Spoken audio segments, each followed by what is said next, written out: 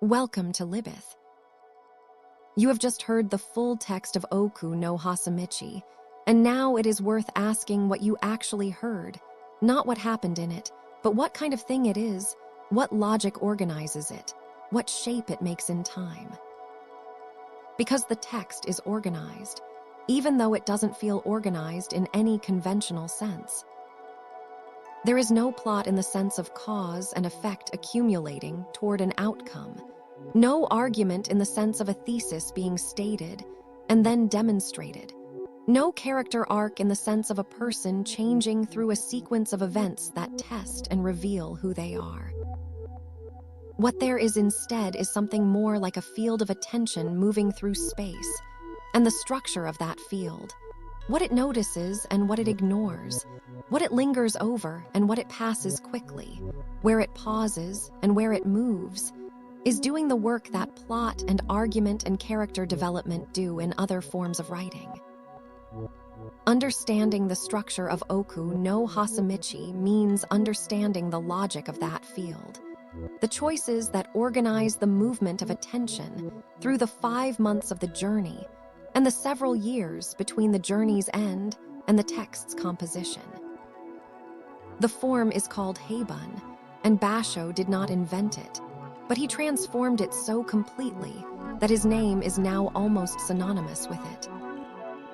Haibun combines prose with haiku in a sequence where neither element is simply illustrating or explaining the other. They are not caption and image.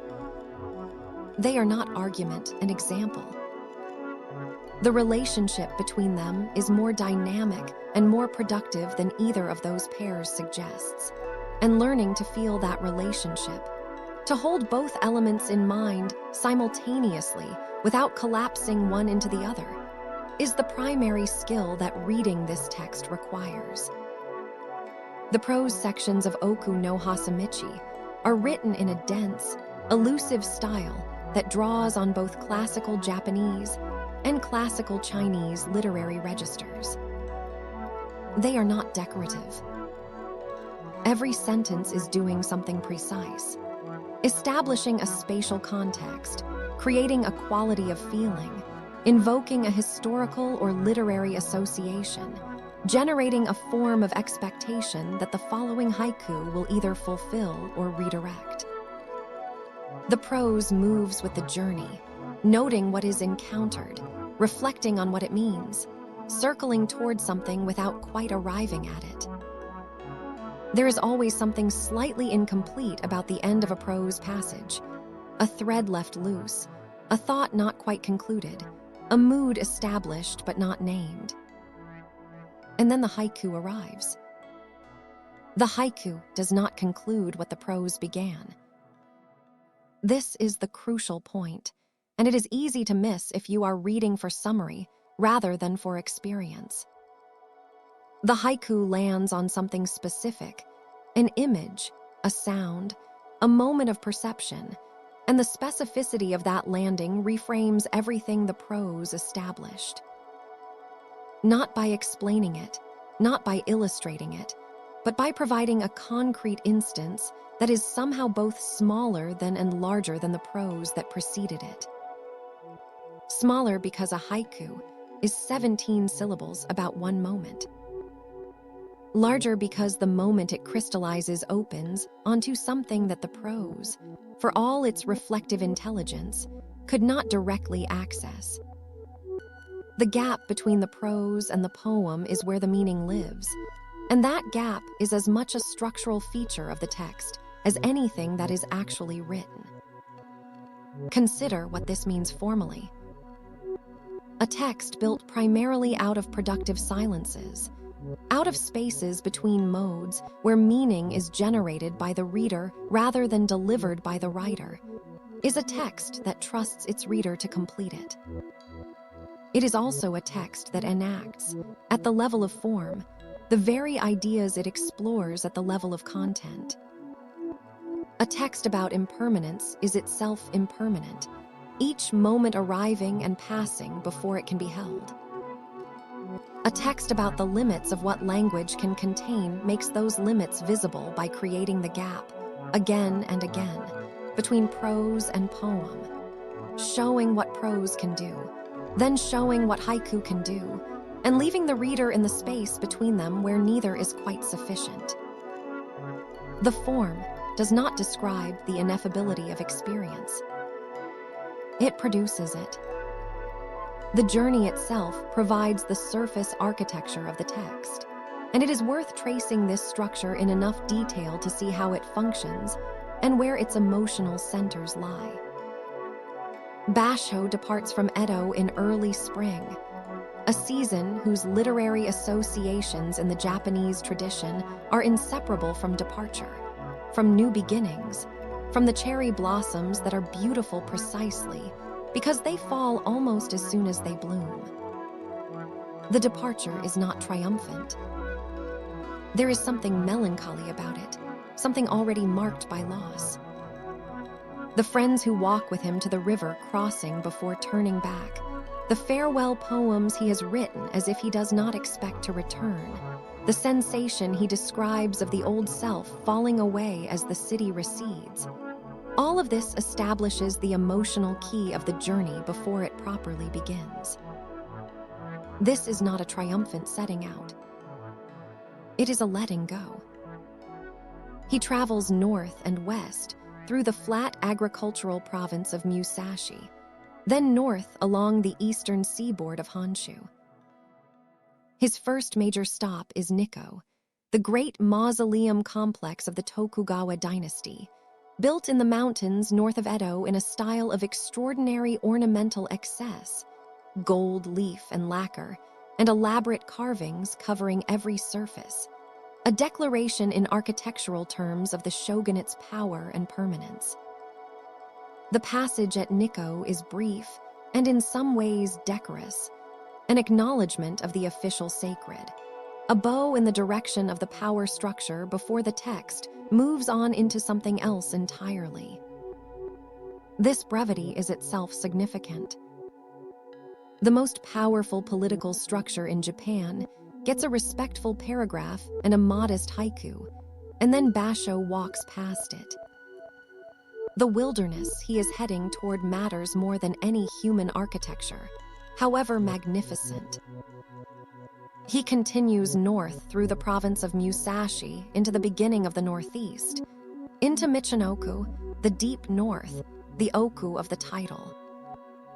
He visits the barrier gate at Shirakawa, one of the most famous Yudamakura in all of Japanese poetry, a site so laden with literary association that arriving at it is like arriving at a word that has been spoken so many times in so many different registers that it contains all of them simultaneously. Every poet who traveled north passed through Shirakawa. Every poet who traveled north wrote about it. Basho's passage through it is therefore not just a geographical crossing, but a literary one, an entry into a conversation with centuries of poets who stood at the same threshold and felt the same combination of anticipation and something like dread. He pushes further north and east, toward the Pacific coast, and arrives at Matsushima. This is perhaps the most anticipated moment in the journey, because Matsushima has been called the most beautiful landscape in Japan since at least the Heian period, and the literary expectation surrounding it is enormous. The prose passage at Matsushima describes the beauty with a kind of careful accumulation of detail. The hundreds of pine-covered islands scattered across the bay, their shapes varying from the monumental to the intimate, the quality of light on the water, the specific character of the pines that have grown in response to the sea wind over centuries. And then the text produces not a haiku by Basho, but a poem by Sora, his companion, modest and not particularly remarkable. Basho's response to Matsushima is silence. Not the silence of inadequacy, not the silence of a poet who cannot find words, but the silence of a form acknowledging its own limit. The haiku form, which works by selecting a single image and concentrating meaning into it, cannot work here because no single image can stand for Matsushima. It is too various, too complex, too fully what it is.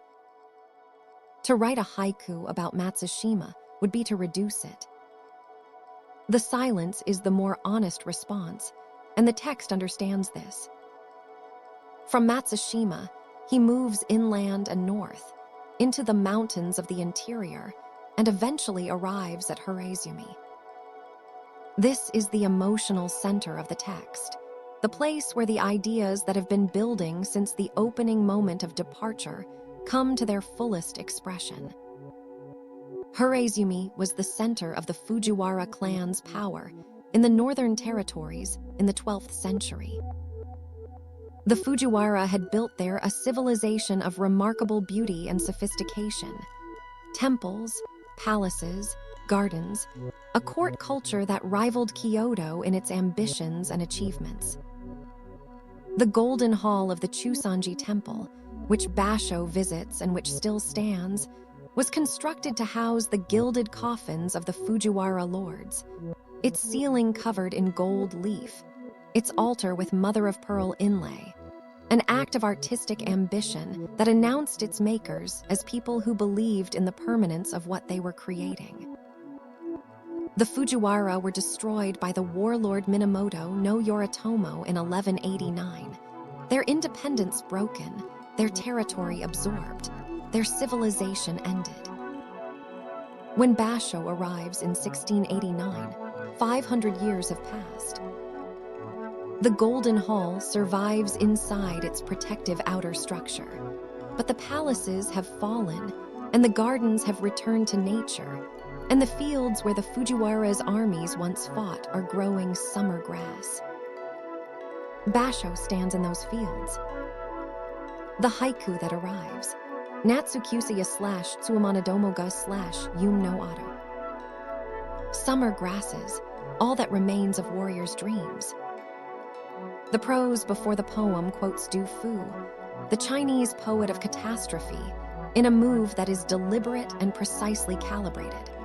What Basho is doing here, reading the ruins of a Japanese civilization through the lens of a Chinese poet who watched a dynasty fall, is placing the local within the universal, insisting that what happened at Hiraizumi is not simply a Japanese story, but a human one.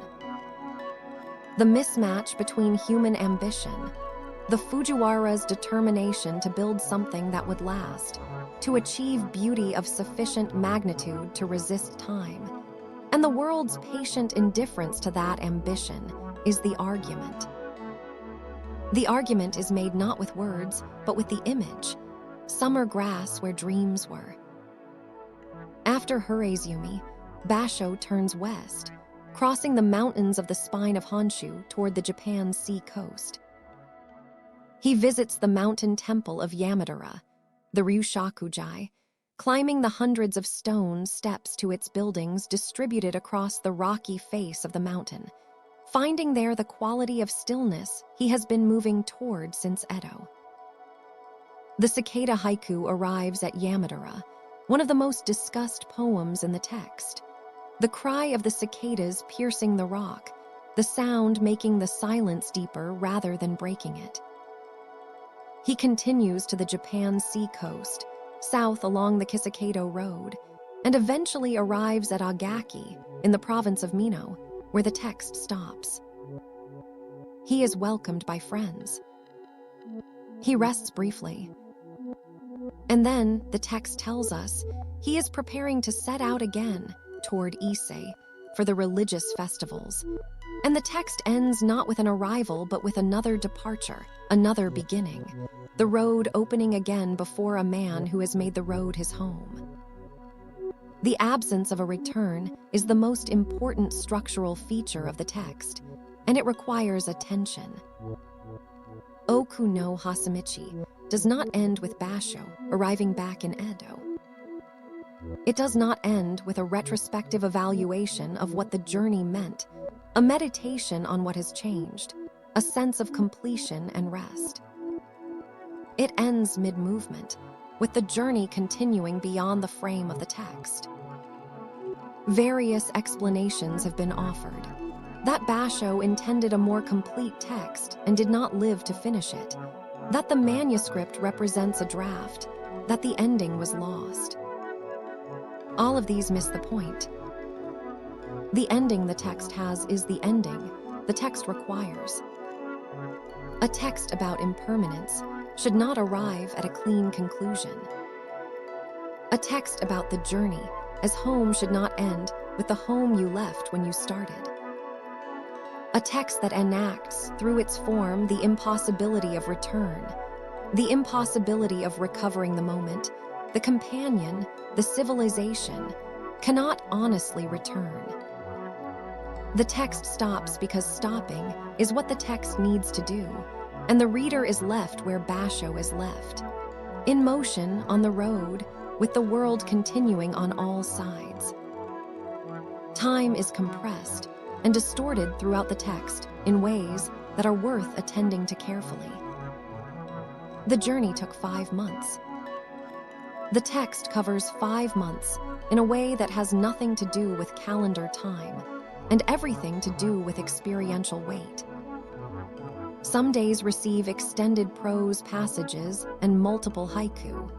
They expand to fill a significant portion of the text, not because more happened on those days in any quantitative sense, but because what happened carried more significance, opened onto more of what the text is actually about. Others are passed over in a sentence, a date, a note that somewhere was traversed. This rhythmic alternation between expansion and compression, between the moment dwelt in and the moment past, is itself a formal argument about time. Time in this text is not measured, but felt. What matters is not how long anything lasted, but what it opened. The constructed quality of Bashō's persona is the last structural element worth attending to here. Oku no Hosomichi is not memoir in the sense of a truthful and complete account of what happened. There is evidence that the text was composed and revised over several years after the journey, that certain events were altered or combined or relocated, that Bashō's self-presentation as a wandering poet in the tradition of Seijō is a deliberate literary choice rather than simply a description of who he was. This is not deception. It is the normal work of literary composition. But understanding that the Bashō of the text is a persona, selected, shaped, positioned within a tradition, matters because it shifts the question from what happened to what is being said. The text is not a record of a journey. It is an argument about what a journey is, conducted through the medium of a constructed self, moving through a real landscape, and returning from it with 17 syllables at a time. There is one more dimension of the text's structure that is easy to overlook, because it operates at such a deep level that it can feel like simply the way things are rather than a deliberate formal choice. The relationship between the journey as movement through space and the journey as movement through time. These two things are not the same, though they overlap. Moving through space is reversible in principle. You can go back to Hiraizumi, walk the same road, stand in the same field. Moving through time is not reversible in any sense at all. You cannot return to the moment of standing in the field for the first time, experiencing the ruin and the grass and the weight of 5 centuries of absence with fresh eyes, because that moment is gone in the same way that the Fujiwara civilization is gone, in the same way that every moment is gone as soon as it has been. Basho understands this and builds it into the structure of the text. The prose passages are written in a past tense that preserves moments that can no longer be recovered. The haiku crystallize those moments into images that resist dissolution better than prose can, because the compression of the form is itself a form of preservation. The fewer the words, the less there is to decay. But even the haiku cannot stop time. Even the poem is already a memory of the moment it describes by the time it is written. This is why the structure of Oku no Hosomichi, taken as a whole, is best understood not as the record of a journey, but as the trace of one, the mark left by a particular consciousness moving through a particular landscape at a particular historical moment, a mark that preserves something of that movement without pretending to be the movement itself. The prose and the haiku together do not recreate the journey for the reader. They offer the reader a position from which to feel the shape of a journey that happened once and cannot happen again, in the same way that standing at Hiraizumi and looking at the summer grass allows you to feel the shape of a civilization that flourished and ended before your grandparents were born. This is what literature can do that history cannot quite manage. It can make the past feel present without pretending it is present, can make absence palpable, can turn the fact of loss into a form of attention rather than simply a fact. The structural sophistication of Oku no Hosomichi is not academic. It is not the achievement of a poet interested in formal experiment for its own sake. It is the achievement of a poet who understood that what he was trying to say could not be said in any form that existed before he made this one, and who therefore made a form that fitted the saying so precisely that the two became inseparable. The form and the content of this text are the same thing, which is the definition of a work of art in the fullest sense. To ask what Oku no Hosomichi is about, and to ask how it is constructed are the same question, and the answer to both is impermanence, and the practice of attending to impermanence with enough care, and enough courage, and enough formal intelligence to make the attending itself a form of beauty. That's all for today on Libyth. One new book every week. At least we try.